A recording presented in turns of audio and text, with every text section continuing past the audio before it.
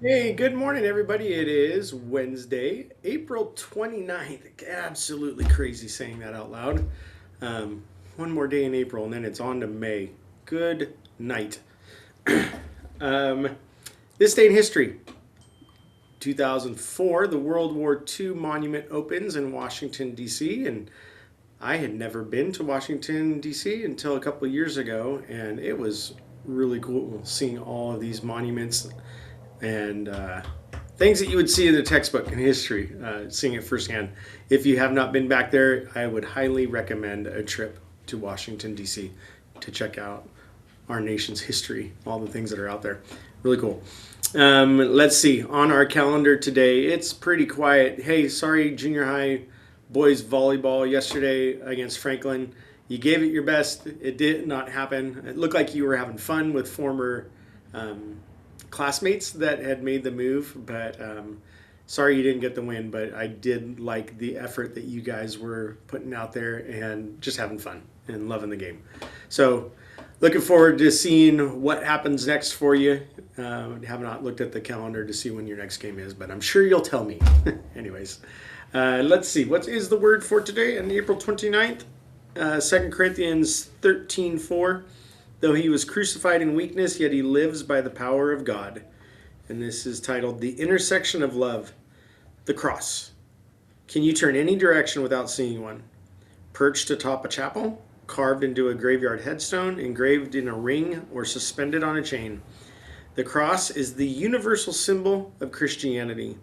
Carrying his own cross, Jesus went to a place called the place of the skull, which in the Hebrew language is called Golgotha. An odd choice, don't you think? Strange that a tool of torture would come to represent a movement of hope. Why is the cross the symbol of our faith? To find the answer, look no further than the cross itself. Its design couldn't be simpler. One beam horizontal, the other vertical. One reaches out, like God's love. The other reaches up, as does God's holiness. One represents the width of his love, the other reflects the height of his holiness. The cross is the intersection. The cross is where God forgave his children without lowering his standards.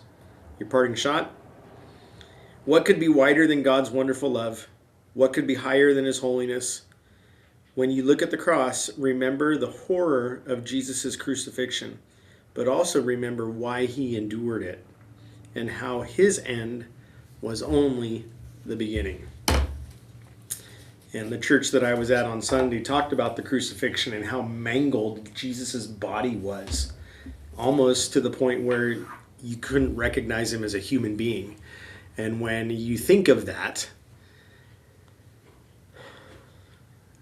it causes me to pause and think that should be me up there. But because he sacrificed and loved us so much, he laid down his life for a sinner like me. Jesus, we love you. Thank you for that gift that you gave and you would do again. Help us not to take that for granted. We ask this in your name. Amen. All right, let's find out let's do some trivia today. How about that? We'll do some trivia on a Wednesday. Give me a sec. Really quick.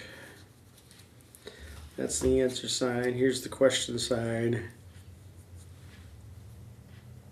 Who did Jesus ask for water at Jacob's well? Who did Jesus ask for water at Jacob's well? If you said a woman from Samaria, you are correct.